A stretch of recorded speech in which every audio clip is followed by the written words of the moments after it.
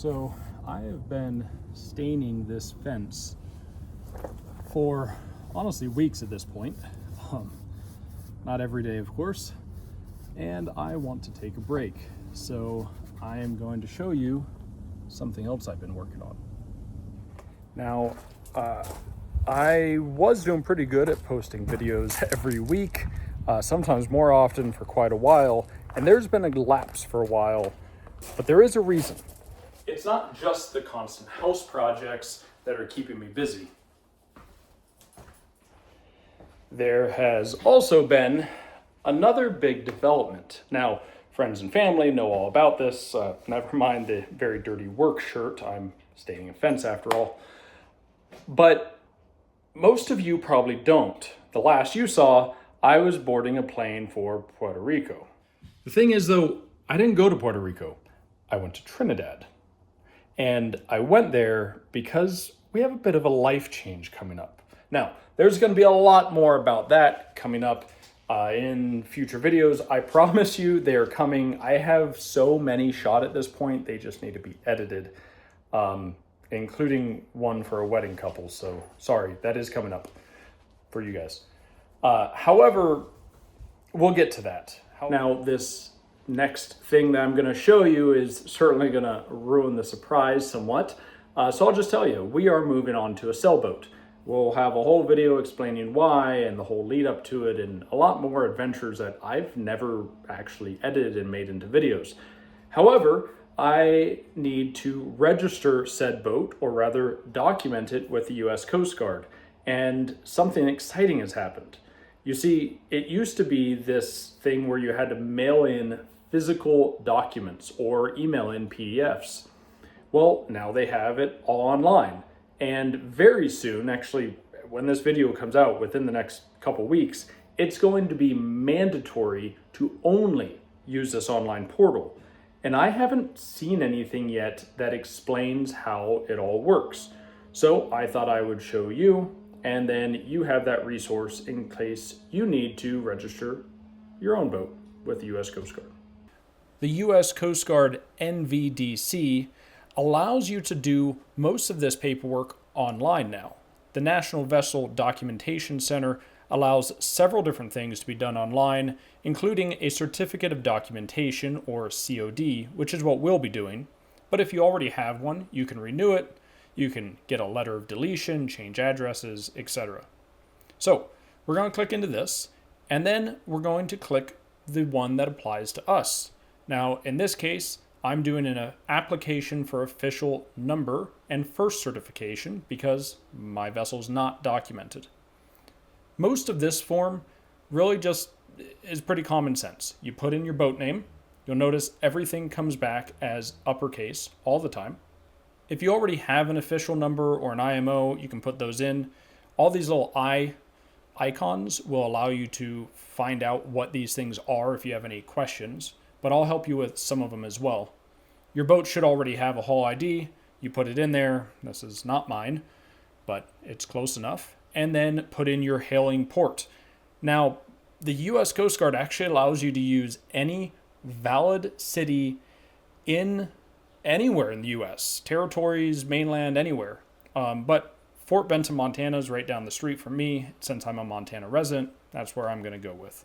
The managing owner is probably just going to be you, but as you'll see further down here, if you happen to have an LLC or a corporation or something that owns a boat, this needs to be the person that manages that LLC, or at least that manages the vessel. So I'm going to put in all of my information here. Again, self-explanatory. And then you can add another managing owner if you would like. I do have another owner. That's my wife, Megan.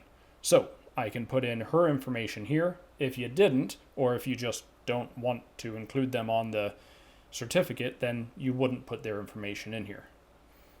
So I apply everything there, save her information, and then we can keep going down. Now our vessel is obviously built, but you could do this for a vessel that is not yet built and is under construction. You're going to have to put in all this information, which again is not actually what it is. Do for land does not exist. But put in the build city, country, state, year, etc. Hull material, in my case, is fiberglass, but you also have the option of wood, aluminum, steel, concrete, or other. I guess carbon fiber boats maybe. Engine location, definitely an inboard for us. Approximate length of vessel. So this document is going to have some attachments, which you'll see at the end here, and it outlines the exact measurements.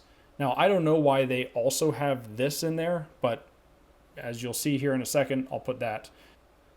Right below it, the field that I was filling out is for any previous registration. So it was previously called bateau, which is a hilarious name because it basically just means boat, in France, and there was a registration number.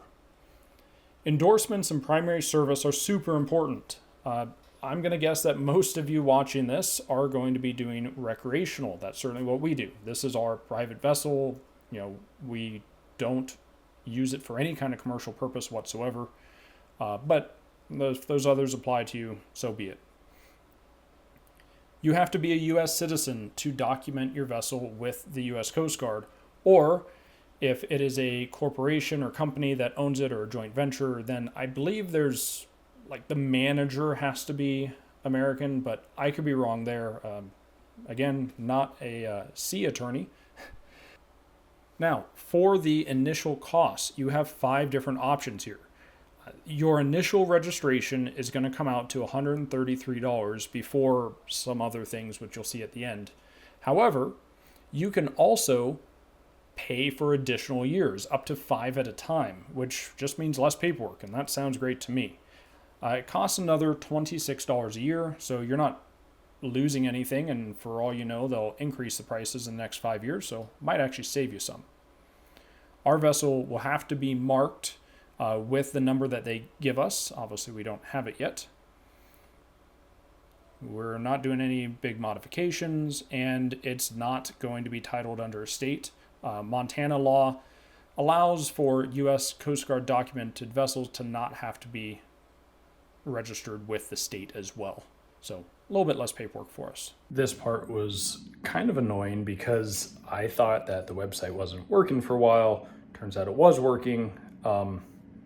It just took a long time to load all the documents.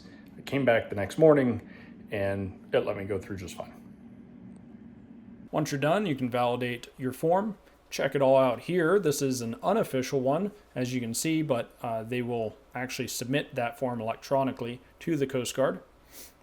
Then you get taken to the billing page. Now, this is going to say where you want your documents to be shipped to, and then you have to sign this, which is a little tricky because you actually have to sign it. So I guess either get a touchpad or, get good at using, your mouse.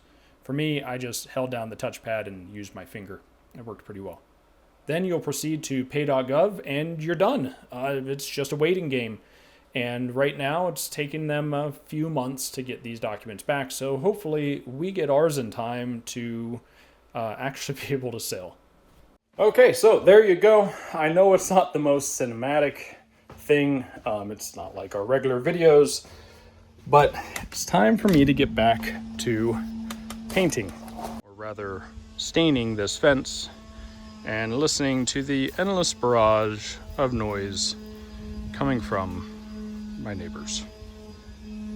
So until next time, my friends, stay tuned. I promise more is coming, and keep rolling wild.